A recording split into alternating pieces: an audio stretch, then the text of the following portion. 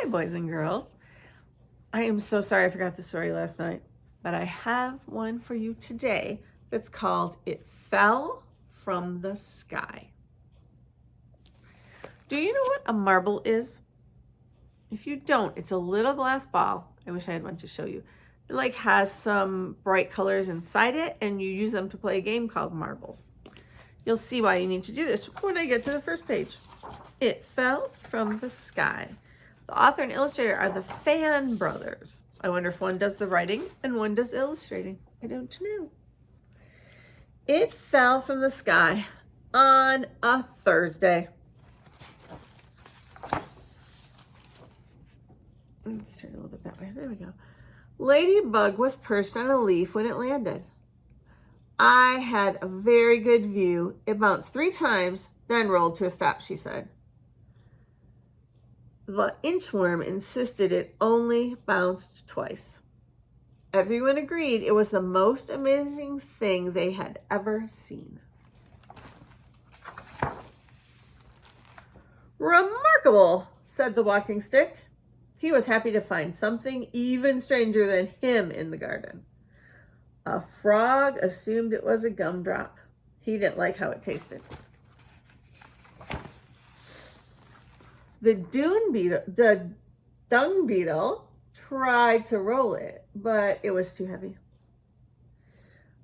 The stink bug doubted that it fell from the sky at all. He thought it might have grown from the ground, like a flower. And if you notice, the stink bug has a little hat on. I love that. Finally, the wise grasshopper was consulted.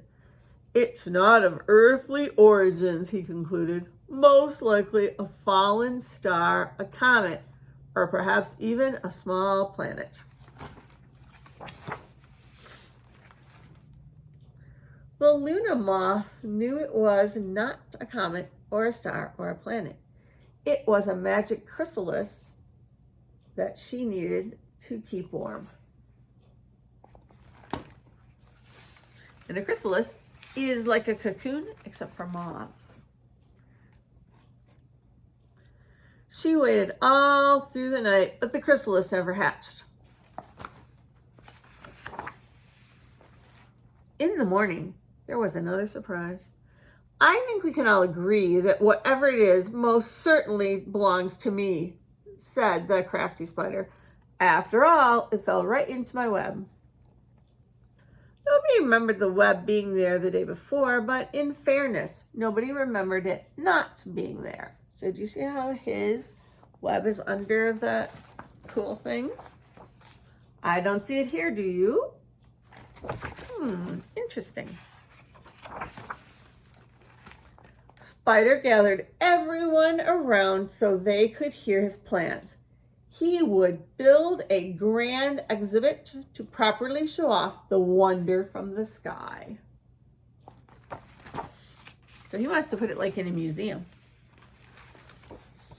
Construction took many weeks, but when Wonderville finally opened, everyone agreed it had been worth the work. Even when the spider explained tickets would cost 1 leaf apiece, it seemed like a fair enough price. So now he's going to make them pay to come see the wonder thing. Visitors arrived from far and wide. Wonderville was even more wondrous at night, thanks to the fireflies hired to light up the display. The lines were long, so the spider smartly raised the ticket price. Only a few insects grumbled. So instead of 1, now they had to take them 2 leaves to get to see it. But as the lines grew longer and the price grew higher, the grumbles grew louder. The spider just hurried customers through his exhibit. What was there to grumble about? He was giving them a rare glimpse of the wonder from the sky. Soon, the spider was wealthy beyond imagination. Look at those piles of feathers. Pretty cool. But where had everyone gone? The spider assumed they must have left to spread the word about how wonderful Wonderville was. Brand new customers would arrive.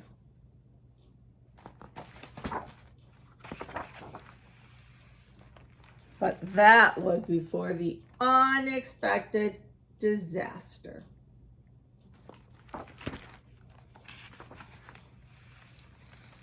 A five-legged creature stole the wonder and took it back to the sky. Now, you know humans don't have 5 legs, but I think he is talking about 2 legs, 2 arms, and the head, but he thinks they're all legs.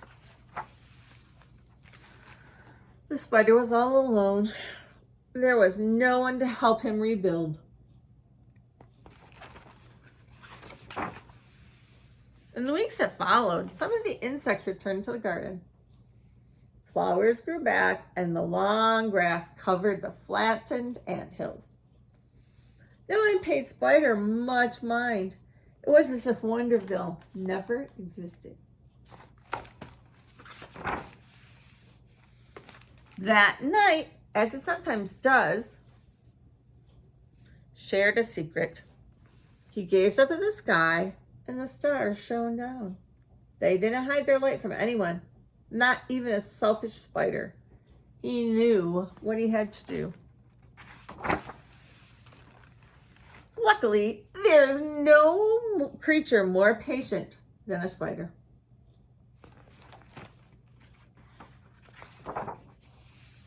High up in the flowers, he spun and spun. See how he's spinning spider webs on the stems of the flowers? I wonder what he's thinking. And sure enough, more wonders fell from the sky. This is called a jack, bottle cap. You know what that is. That thing is called a pocket watch.